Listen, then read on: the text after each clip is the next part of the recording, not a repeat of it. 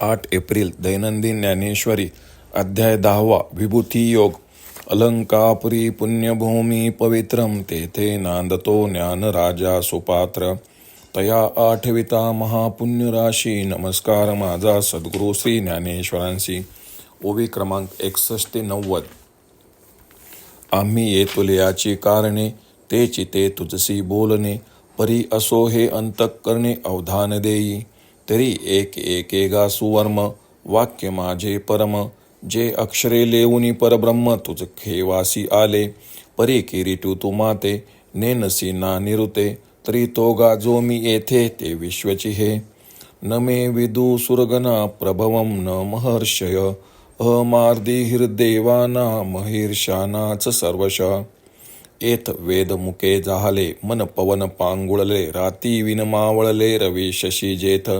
अगा उदरीचा गर्भू जैसा न देखे आपुल्या मातेची वैसा. मी आगवे या देवा तैसा नेनवे काही.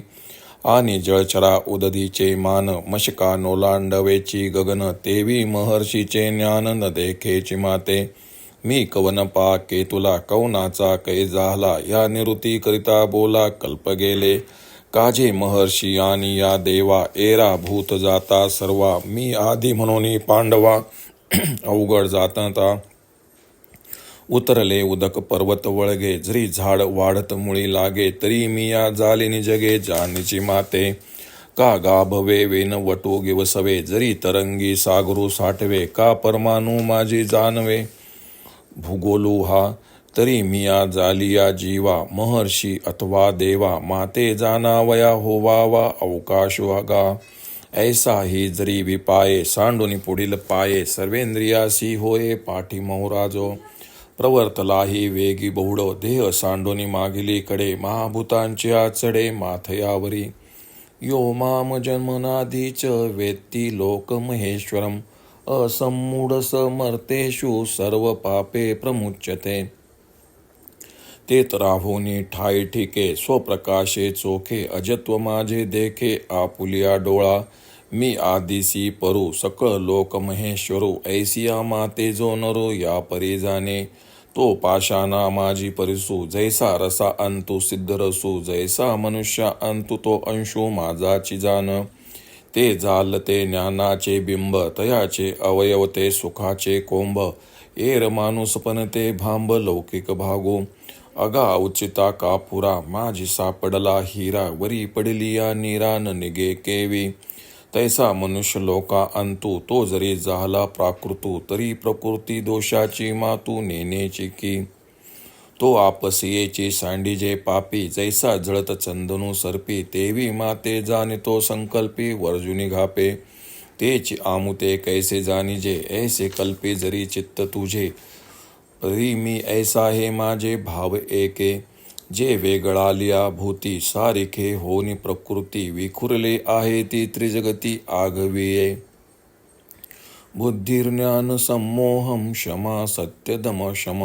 सुखम दुःख भवो भाव भयम चा भवमेव च. अहिंसा समता तुष्टी तपोदानम यशो यश. भवन्ति भावा भूताना मत्त एव पृथक्विता. तेत प्रथम जान बुद्धी मग ज्ञान जे निरवधी. असम्मोह सहन सिद्धी क्षमा सत्य. मग शमदम दोहनी सुख दुःख वर्ते जे जनी. अर्जुना भावा भावमानी भावाची माझे.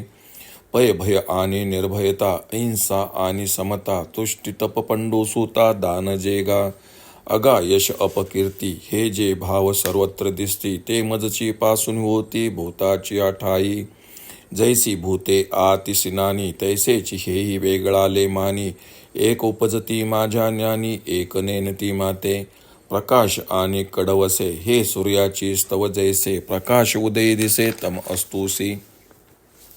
आणि माझे जाणणे नेनने तेवतवयाची भूताच्या दैवाचे करणे. म्हणून भूती भावाचे होणे विषम पडे. या परी माझिया भावी हे जीवसृष्टी आहे आगवी. गुंतली असे जाणावी पंडुकुमारा. आता ये सृष्टीचे पालक. जया आदिन वर्तती लोक. ते 11 भाव अनिक सांगेन तुझ. पुढे श्रीकृष्ण अर्जुनास सांगतात, यासाठीच बोललेली गोष्ट तुझ्याशी बोलावी वाटते. पण ते राहू दे, तू अंतःकरणपूर्वक लक्ष दे.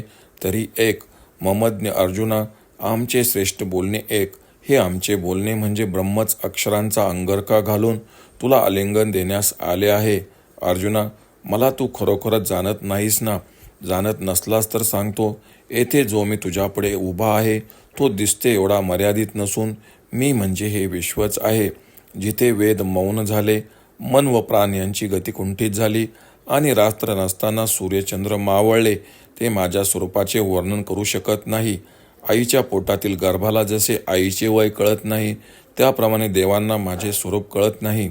जलचरांना जसा समुद्राचा अंत लागत नाही किंवा चिलटांना आकाश ओलांडता येत नाही, त्याप्रमाणे महान ऋषींचे ज्ञान मला जाणू शकत नाही. मी कोण, केवढा, कोणाचा, कोणापासून झालो याचा निश्चय करण्यात कित्येक कल्प निघून गेले. अर्जुना, महर्षी, देव व सर्व प्राणी मात्र या सर्वांचा मी मूळ असल्या कारणाने मला जाणणे त्यांना कठीण आहे. डोंगरावरून खाली आलेले पाणी जर डोंगरावर पुन्हा चढेल व झाड शेंड्यापासून मुळाकडे आले तर माझ्यापासून झालेले जग मला जाणू शकेल. किंवा वडाच्या सूक्ष्म अंकुरात जर वडाचे विस्तीर्ण झाड सापडेल, अथवा लाटेमध्ये जर समुद्र साठवला जाईल, अथवा ही पृथ्वी जर परमाणूत सापडली जाईल, तरच माझ्यापासून उत्पन्न झालेल्या जीवांना, महर्षींना व देवांना मला जाणण्याचा अवसर मिळेल. असा जरी मी जाणण्यास कठीण आहे, तरी कदाचित बाह्यवृत्ती टाकून जो कोणी इंद्रियांना पाठमोरा होतो, इंद्रिये जिंकतो, तसेच एखाद्या वेळी बाह्यवृत्ती झालीच तर चटकन मागे फिरतो, अंतर्मुख होतो व देहादिकांचा विचाराने निराश करून, तसेच पंचमहाभूतांना मिथ्या समजून त्यांचे जे अधिष्ठान ब्रह्म तेथे जाऊन तो पोचतो, त्याला ब्रह्मात्मबोध होतो. अशा बोधाच्या ठिकाणी स्थिर होऊन जो निर्मळ व स्वयंप्रकाशी अशा आत्मप्रकाशाने माझे नित्यत्व पाहतो, उत्पत्तीरहित व सर्व लोकांचा स्वामी असा जो मी, त्याला मला जो पुरुष जाणतो. दगडामध्ये जसा परीस, रसामध्ये जसे अमृत, त्याप्रमाणे मनुष्यामध्ये तो माझा अंश आहे असे समज. तो ज्ञानाची चालती मूर्ती आहे. त्याचे अवयव हे सुखाला फुटलेले अंकुर आहेत. एरवी त्याला मनुष्य म्हणणे हा लोकदृष्टीचा भास आहे. अरे, हिरा जरी चुकून कापुराच्या ढिगात पडला असला तरी त्यावर पाणी पडले असता कापूर विरघळून जाऊन तो हिरा वेगळा निघणार नाही काय? त्याप्रमाणे या मनुष्यलोके सामान्य माणसाप्रमाणे तो वागतो. असे जरी दिसले तरी जन्म, मृत्यू इत्यादी प्रकृती दोष तो ओळखत नाही. त्याला पाप आपोआप सोडून जाते. जसे चंदनाच्या झाडाला अग्नी लागला की त्यावरील साप ते झाड सोडतात, त्याप्रमाणे परमात्मबोध झालेल्या पुरुषाला संकल्प सोडतात. तेच मला कसे जाणावेचे अशी जर तुझ्या चित्तात कल्पना येईल तर मी कसा आहे व माझ्यापासून उत्पन्न झालेले विकार कोणते आहेत ते विकार निरनिळ्या प्राण्यांमध्ये त्यांच्या त्यांच्या प्रकृतीसारखे बनून त्रैलोक्यात पसरले आहे. त्यामध्ये पहिली बुद्धी आहे असे समज, नंतर अगाध असे ज्ञान, निर्मोहता, सहन करण्याचा स्वभाव म्हणजे क्षमा आणि सत्य, मग शम म्हणजे मनोनिग्रह, दम म्हणजे इंद्रिय निग्रह, तसेच लोकात असलेले सुख व दुःख, आणि अर्जुना, होणे म्हणजे जन्म आणि नसणे म्हणजे मृत्यू, या सर्वांची माझ्याच विकारात गणना कर. अर्जुना, भय, निर्भयता, अहिंसा, समता, संतोष, तप, ध्यान, यश, अपकीर्ती हे जे भाव दिसून येतात ते माझ्यामुळेच भूतांच्या ठिकाणी उत्पन्न होतात. भूते जशी भिन्न भिन्न तसे विकारही भिन्न भिन्न आहेत. त्यापैकी कोणी जन्मास येऊन मला जाणतात तर कोणी जाणत नाही. प्रकाश व अंधार हे धर्म सूर्यावरच अवलंबून आहेत.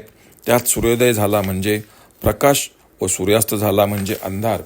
आणि माझे ज्ञान होणे आणि न होणे हे जीवांच्या पूर्वकर्मावर अवलंबून आहे, म्हणून त्यांच्या ठिकाणी विकार भिन्न भिन्न दिसतात. याप्रमाणे अर्जुना, ही सर्व सृष्टी माझ्या विकारांनी व्यापलेली आहे असे समज. आत्ता ज्यांच्या आज्ञेत लोक वागतात व जे सृष्टीचे पालक आहेत असे आणखी 11 प्रकार तुला सांगतो, असे श्रीकृष्ण अर्जुनास म्हणतात. ओम नमो श्री रुक्मिणी पांडुरंगाय नमः. ओम श्री ज्ञानराज माऊली नमः.